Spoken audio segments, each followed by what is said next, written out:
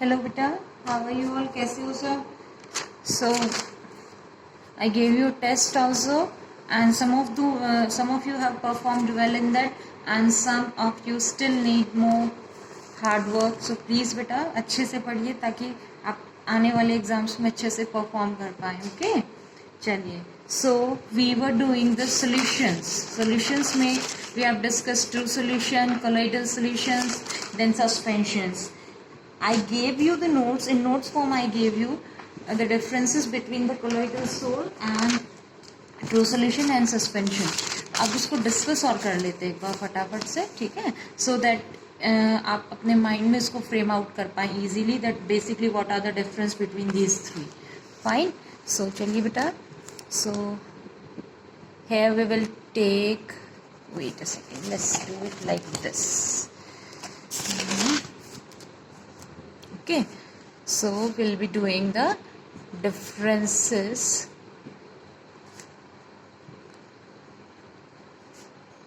between the true solution,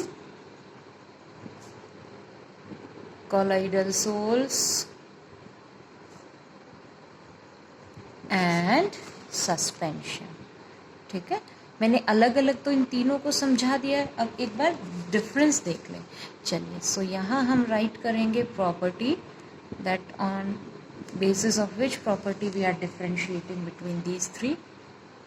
Then true solution, then colloids also we can call them colloidal sole or colloids. Okay, then suspensions. मैंने दे दिया था fair notes इसके, आपको वहाँ से note down कर लेंगे आप. ओके, अब एक बार समझ लीजिए फटाफट.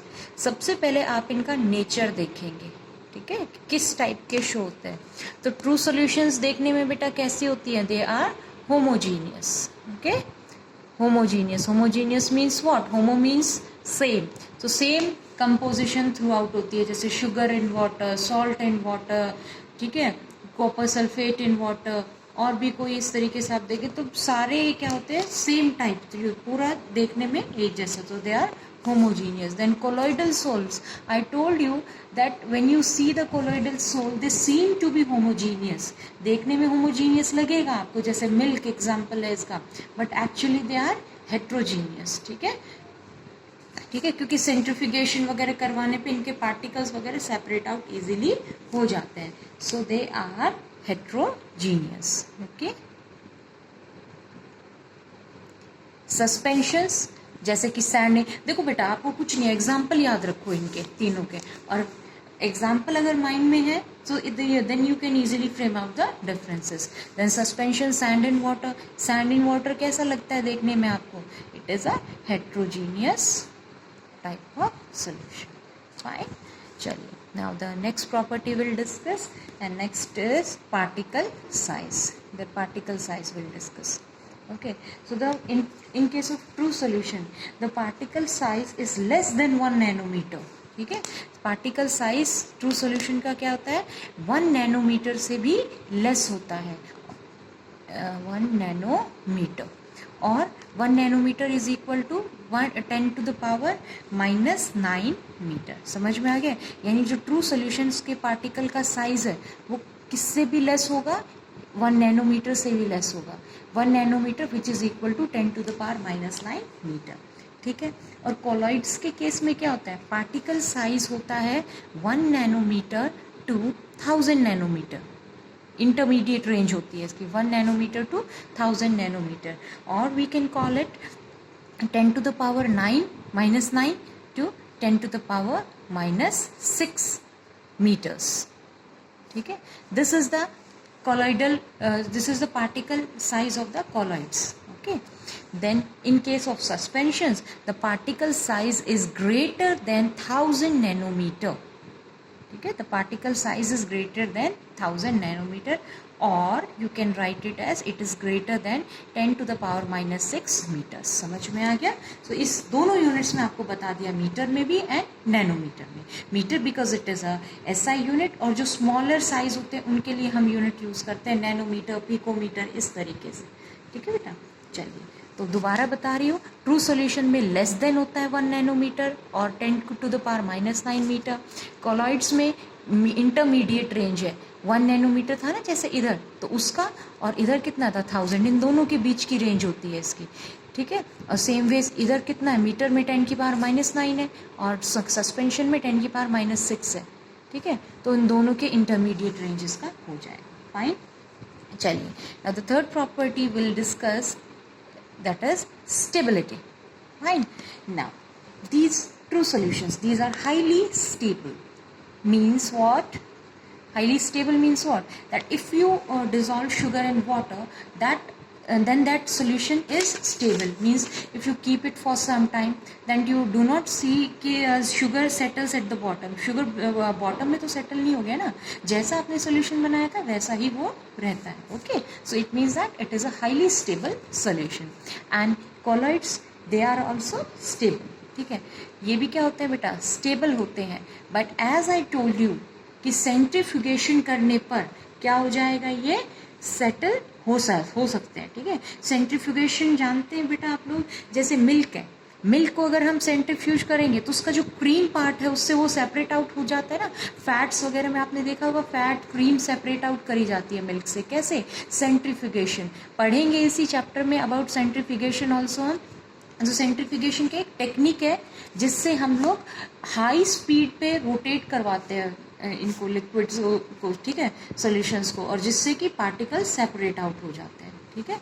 तो however they are stable, but on centrifugation, जैसे मिल्क को सेंट्रीफ्यूगेट करते हैं, केमिस्ट्री लैब में होता है सेंट्रीफ्यूगेशन बहुत ज़्यादा, ठीक है, प्रेसिपिटेट को सेपरेट आउट करने के लिए, but on centrifugation they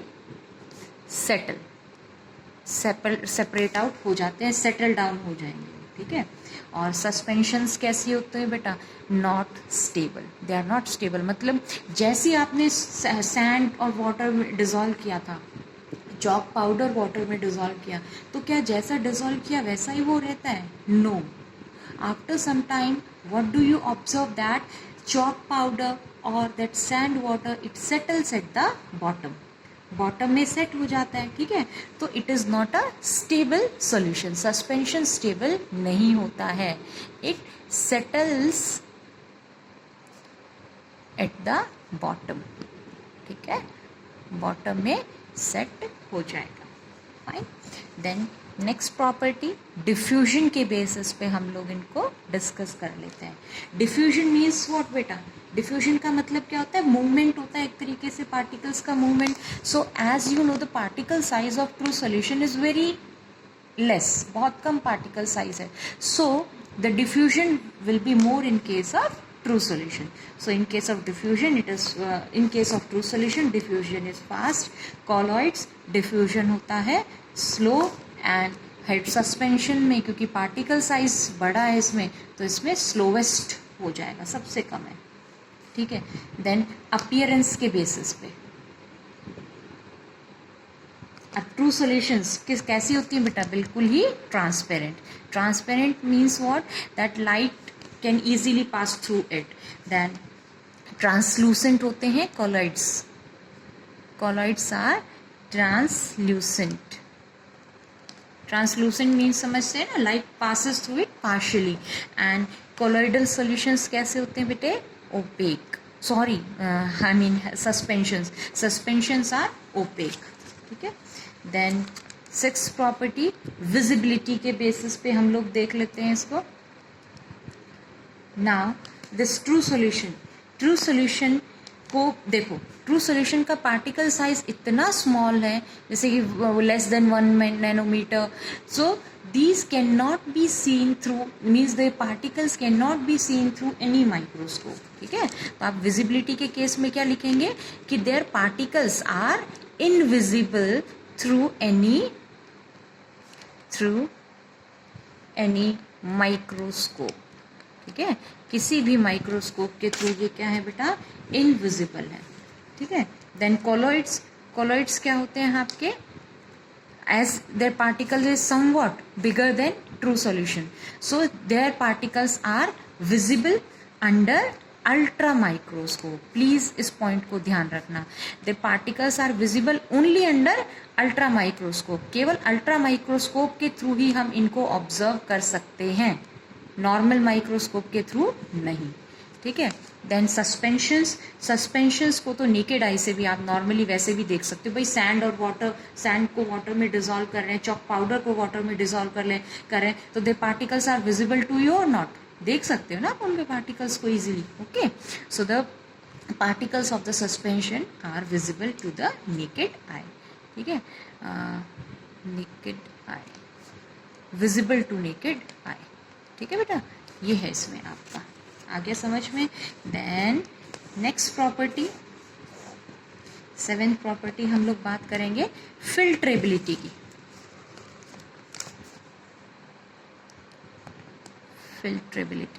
फिल्ट्रेबिलिटी means कि whether they can be filtered और नॉट।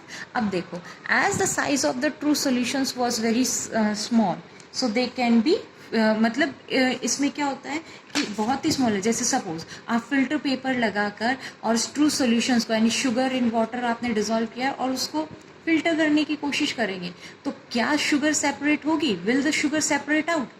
कॉमन सा क्वेश्चन है, of course not, because that the particle size is so small, इतना छोटा पार्टिकल साइज है that they pass out through that filter paper, उस filter paper के through वो pass out हो जाते हैं, ठीक है। So what you will right in case of true solutions, that they can not be filtered, means they can not be separated out, they can not be filtered, हम उनको separate out नहीं कर सकते हैं। Why? Because their particle size is very small and they pass through the pores of the filter paper, filter paper के pores के through ये pass कर जाते हैं, ठीक है। So they can not be filtered, fine. Now coming to colloidal salts, now see the particle size is intermediate range, so you cannot filter them through filter paper. जो normal filter paper होता है ना बेटा, उसके through तो हम इनको filter नहीं कर पाएंगे, ठीक है।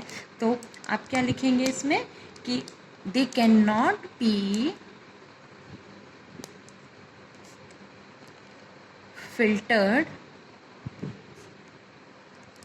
Using a normal filter paper, simple filter paper को यूज करके नहीं, ठीक है। हम इसमें यूज करते हैं क्या, क्योंकि पार्टिकल साइज स्मॉल है तो ये कर सेपरेट मतलब पास आउट कर जाएगा, तो हम क्या यूज करते हैं, तो पर आप यहां लिखेंगे however they are filtered by using ultra filter paper, ठीक है। अल्ट्रा फिल्टर यूज करके हम इनको सेपरेट आउट कर सकते हैं, ठीक है। अल्ट्रा फिल्टर पेपर क्या होता है बेटा, नॉर्मल फिल्टर पेपर को ही एक सोल्यूशन में डिप करके उसका पोर साइज रिड्यूस कर दिया जाता है, ठीक है, सो दैट अब कोलोइड्स के जो पार्टिकल है उसके थ्रू पास नहीं कर पाएंगे, ठीक है। So what you will right, they can be filtered by using ultra filter paper, और इनको तो किसी भी तरीके से हम फिल्टर नहीं कर पा रहे थे।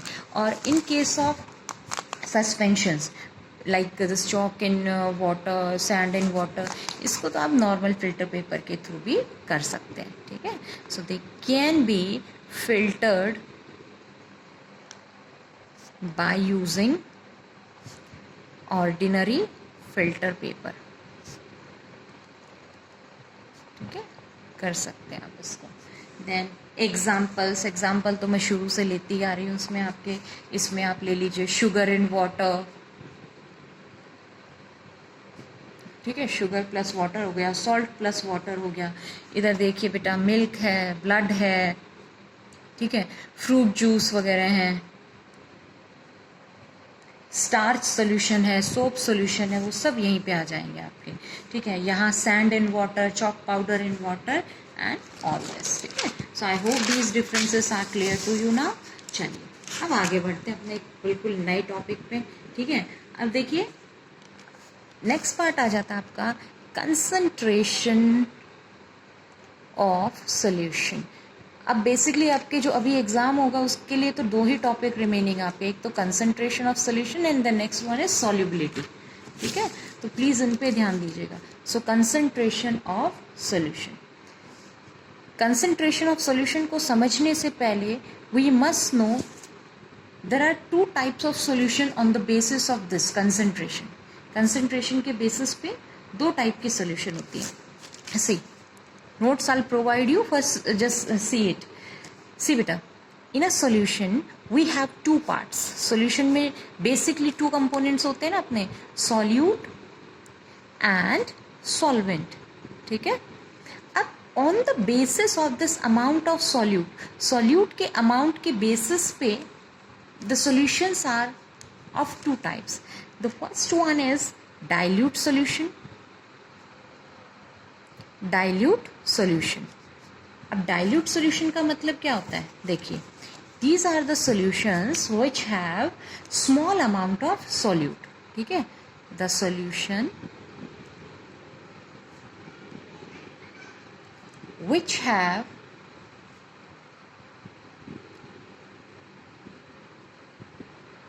small amount of solute is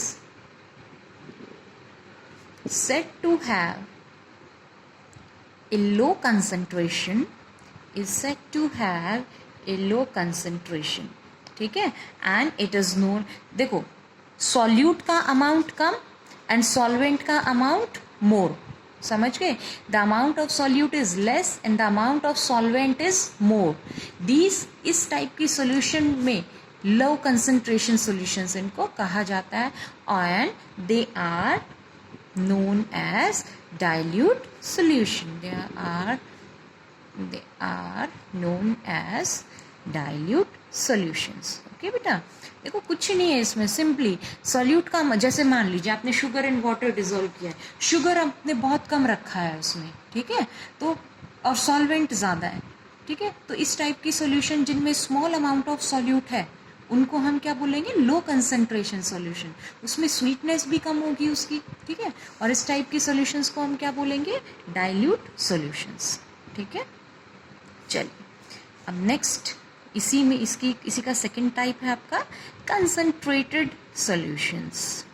concentrated solutions में क्या आ जाएगा, कुछ नहीं, अमाउंट ऑफ सॉल्यूट मोर हो जाएगा. ठीक है, क्या होगा इसमें बेटा, the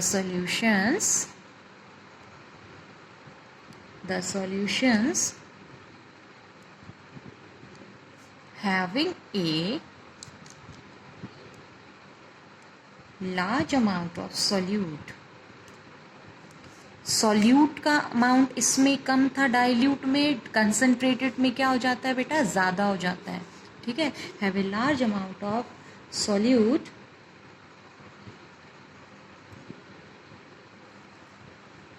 and it is said to be of high concentration. ठीक है, कैसी कंसंट्रेशन के हो जाते हैं ये, हाई कंसंट्रेशन के, and it is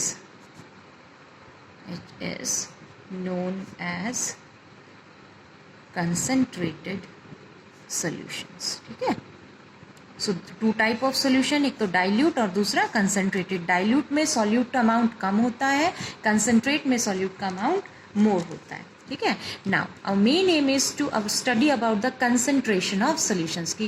what do you mean by this term concentration of solution. तो अब इसको ध्यान से समझना. कंसंट्रेशन ऑफ सॉल्यूशन का मतलब क्या होता है, इसका मतलब होता है बेटा the amount of solute present in a given quantity of solution. जैसे सपोज आपके पास में एक पर्टिकुलर अमाउंट ऑफ सॉल्वेंट है, तो उस सॉल्वेंट में, उस सॉल्यूशन में, ठीक है, एक जो क्वांटिटी ऑफ सॉल्यूशन आपके पास है, टोटल अमाउंट ऑफ सॉल्यूशन जितना भी आपके पास है, उसमें सॉल्यूट का अमाउंट कितना है, समझ गए. ठीक है, जैसे सपोज ये आपके पास इस बीकर में एक सॉल्यूशन बना हुआ है, सॉल्यूट प्लस सॉल्वेंट है. सो अब इसमें सॉल्यूट का अमाउंट कितना है, that is known as the concentration of solution. समझ गए. ठीक है, चलो देखो इसको, what is concentration of solution कैसे लिखेंगे. सो समझना बेटा, very important topic it is. So what is the concentration of solution, the concentration of a solution is the amount of solute. concentration of solution क्या हुआ, it is the amount of solute present in a given quantity of solution. Given quantity of solution, एक particular quantity of solution में कितना amount of solute है, that is known as the concentration of solution. समझ में आ गया? सो अगर आपसे पूछा जाए define the concentration of a solution, then you will write down this.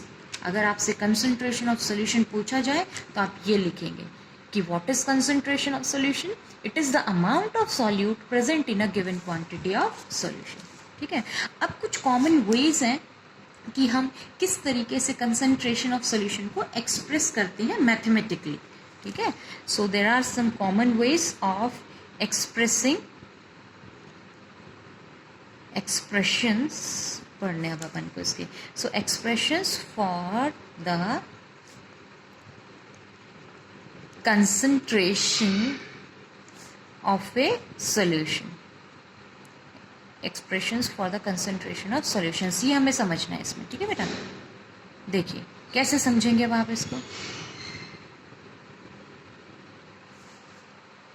Number 1, देखो बेसिकली ये इसमें हम यूज करते हैं बेटा परसेंटेज मेथड। ठीक है, परसेंटेज मेथड यूज करते हैं। ठीक है, ये परसेंटेज मेथड देखो कैसे, मास परसेंटेज समझते हैं। सपोज मास के बेसिस पे निकालना, तो मास परसेंटेज क्या होगा आपका, it will be the mass of solute upon mass of solution into 100। This is the formula. देखो कुछ नहीं है फॉर्मूला में, आपको देखो डेफिनेशन से समझिए, इसमें से क्या निकालना था आपको, अमाउंट ऑफ सॉल्यूट निकालना था, है ना। तो अमाउंट ऑफ सॉल्यूट जब आप फाइंड आउट करेंगे तो इस अमाउंट ऑफ सॉल्यूट में ऐसे ही तो निकाला जाएगा ना, जैसे देखिए आपके मार्क्स आते हैं 8 आउट ऑफ 10, 8 तो आपके मार्क्स हो गए, टोटल मार्क्स कितने थे, मतलब मैक्सिमम मार्क्स 10 थे। परसेंटेज निकालने का आपका मेथड होता है ना, जैसे सपोज अभी एक टेस्ट हुआ था आपका, तो आपने सपोज 8 स्कोर किया उसमें, कितने में से, 10 में से, और परसेंटेज निकालना है तो मल्टीप्लाइड बाय 100। सेम वही मेथड ये यूज़ हो रहा है बेटा, आपको मास परसेंटेज निकालना है, कंसंट्रेशन ऑफ सॉल्यूशन को एक्सप्रेस कर रहे हैं जब मास परसेंटेज की फॉर्म में, तो मास ऑफ सॉल्यूट मतलब कितना सॉल्ट आपने उसमें ऐड किया, सॉल्यूशन का टोटल मास कितना है आपका इनटू 100। ठीक है, चलिए अब देखो समझ गए ना ये फॉर्मूला, पहले फॉर्मूले समझ लो सारे, फिर न्यूमेरिकल करवाएंगे। फिर देखो एक होता है volume percentage, volume percentage, volume percentage में देखिए क्या होगा, यहाँ मास था, वॉल्यूम परसेंटेज में क्या हो जाएगा, volume of solute upon volume of solution. भाई सॉल्यूशन में आपको अमाउंट निकालना है ना सॉल्यूट का, तो उसी हिसाब से निकालेंगे, volume of solute upon volume of solution into 100। ठीक है, ठीक है बेटा, चलो फिर एक होता है अपना mass by volume, mass by volume, इसको मास अपॉन वॉल्यूम ऐसे लिख देंगे, तो ये हो जाता है मास ऑफ सॉल्यूट। जैसे किसी सॉल्यूट तो अपना क्या होता है सॉलिड, और वॉल्यूम में अपन ले लेते हैं सॉल्वेंट को। ठीक है, तो वॉल्यूम ऑफ सॉल्यूशन इनटू 100। तो बेसिकली अपने पास ये 3 फॉर्मूलाज इसके हैं। अभी मैं आपको एक क्वेश्चन इससे न्यूमेरिकल लेती हूँ, ठीक है, then tomorrow we will do some more numericals based on it. ठीक है, अभी तो एक क्वेश्चन आज के लिए करते हैं, इसको समझना, आप कंसेप्ट को समझना। ठीक है, अच्छा आगे जाने से पहले एक ये मास of solution, volume of solution, इनका मतलब क्या हो जाएगा वो देख लो बेटा एक बार। जैसे मास ऑफ सॉल्यूट तो 20 ग्राम ऑफ शुगर डिज़ोल्व की है, 20 ग्राम ऑफ सॉल्ट किया है, वॉल्यूम ऑफ सॉल्यूट में भाई 10 ml ऑफ एल्कोहल लिया है, इस तरीके से। ठीक है, पर ये मास ऑफ सॉल्यूशन से मतलब यहाँ पे क्या हो जाएगा आपका वो देखिए। सॉल्यूशन मैंने आपको अभी थोड़ी देर पहले बताया था, सॉल्यूशन का मतलब क्या होता है, solute plus solvent.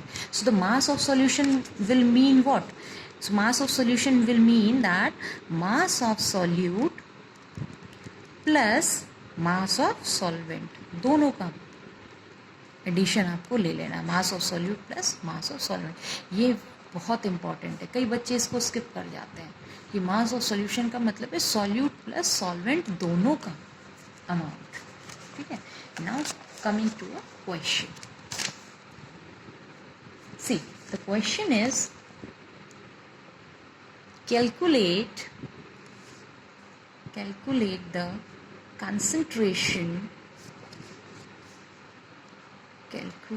the concentration of a solution when 30 gram of glucose is dissolved in 200 gram of water। ठीक है, आपको इन दो चीज़ पे फोकस करना है। ठीक है, फाइंड आउट क्या करना है तुम्हें, कंसंट्रेशन ऑफ सॉल्यूशन। अब दिया क्या है, मास है कि वॉल्यूम है, ऑफ कोर्स ग्राम यूनिट है तो मास है। ठीक है बेटा, तो कौन सा फॉर्मूला आप यूज़ करेंगे, मास परसेंटेज का। ठीक है, यहाँ से आपने डिसाइड किया हम मास परसेंटेज का फॉर्मूला यूज़ करेंगे। नाउ अब formula for mass percentage was mass of solute upon mass of solution, and as we have to find out the percentage, so just multiplied it by 100. Fine, now in this case see 30 gram of glucose is dissolved in 200 gram of water। Given right कर लीजिए आप, ये तो formula used हो गया आपका, this is the formula used। Now just frame out the given things। See, you are provided with the mass of solute। solute का mass given है ना, solute क्या है आपके केस में, glucose, and the mass of solute given to you is 30 gram। Fine, now in this case you need mass of solution, आपको mass of solution चाहिए। Is mass of solution given to you directly? क्या given है इसमें? No। क्या दे रखा है, 200 gram of water दे रखा है। वाटर क्या चीज़ होता है, देखो बेटा सॉल्यूशन में अभी आपको थोड़ी देर पहले समझाया था मैंने, solution means solute plus solvent. Solute दे रखा है और सॉल्वेंट भी दे रखा है, कितना, water, 200 gram of water. Solution नहीं दे रखा, उसने ये नहीं कह रखा कि it is making a 200 gram of solution, उसने सेपरेटली दे रखा है 200 ग्राम, 30 ग्राम को 200 ग्राम ऑफ वाटर में डिसॉल्व कर दिया है। ठीक है, सो मास ऑफ सॉल्यूशन आपको फाइंड आउट करना है। आपको दे क्या रखा है उसने, मास ऑफ सॉल्वेंट दे रखा है। You are provided with the mass of solvent and what is it, it is 200 gram. Now for finding the mass of solution क्या है, mass of solute plus solvent, add कर दो इनको दोनों को। So mass of solute is 30 gram, mass of solvent is 200 gram, तो solution का मास कितना हो गया, 230 ग्राम हो गया ना। इस पॉइंट का आपको ध्यान रखना है, क्योंकि किसी न्यूमेरिकल में क्या होता है बेटा, आपको डायरेक्टली सॉल्यूशन का मास दे देते हैं और कहीं क्या होता है वो सॉल्वेंट का मास देते हैं, आपको दोनों को ऐड करके और फिर सॉल्यूशन फाइंड आउट करना होता है। ओके, चलिए अब देखिए इसको, बस फॉर्मूला में वैल्यू पुट कर दो, बस कुछ करनी बाकी है। So the mass percentage will be, mass of solute is 30, mass of solution ध्यान रखना 200 मत लिख देना, यहाँ गलती हो जाएगी। मास ऑफ सॉल्यूशन इज 230 इंटू 100। देखो अगर हम यूनिट लिखते हैं ग्राम टू ग्राम कैंसिल आउट हो जाएंगी वो तो, ठीक है, परसेंटेज में आंसर आपका आना है। चलो अब इसको सॉल्व आउट कर लो, आपको 300/23 कितना आ जाएगा, ट्राई कर लेना, 13.04%। तो मास परसेंटेज आपकी आ गई ये, समझ आया ना बेटा। ठीक है, तो आज आप क्या करेंगे, देखो ये डिफरेंसेस तो हमने पहले कर ही लिए थे, इसलिए this is the new topic and a very important one, concentration of solution. तो इसके बेसिस पे हमने पहले तो दो टाइप डिवाइड कर लिए, डाइल्यूट एंड कंसंट्रेशन। डाइल्यूट में स्मॉल अमाउंट ऑफ सॉल्यूट होता है, कंसंट्रेटेड में लार्जर अमाउंट ऑफ सॉल्यूट होता है। देन कंसंट्रेशन ऑफ सॉल्यूशन का मतलब क्या होता है, it is the amount of solute present in a given quantity of solution, मतलब किसी भी सॉल्यूशन में सॉल्यूट कितना है वो हमें निकालना है। और जनरली हम इसको किस तरीके से एक्सप्रेस करते हैं, परसेंटेज मेथड से एक्सप्रेस करते हैं, जैसे मास परसेंटेज, वॉल्यूम परसेंटेज, ठीक है, मास बाय वॉल्यूम, ठीक है। तो मास परसेंटेज अगर करना है तो मास of solute upon mass of solution. ध्यान रखना नीचे सॉल्यूशन है, सॉल्यूट प्लस सॉल्वेंट, ठीक है। वॉल्यूम ऑफ सॉल्यूट क्या हो जाएगा आपका, सॉरी वॉल्यूम परसेंटेज क्या हो जाएगा, volume of solute upon volume of solution into 100, ठीक है। और किसी किसी केस में मास बाय वॉल्यूम भी होता है, तो मास of solute upon volume of solution into 100। Fine. Now question जो मैंने करवाया है इसको बेटा अच्छे से करना है, and many more questions numericals we will be doing based on this topic tomorrow, कल और करते हैं, ओके। चलिए अपने आप इसको रिवाइज कर लेना। Okay students.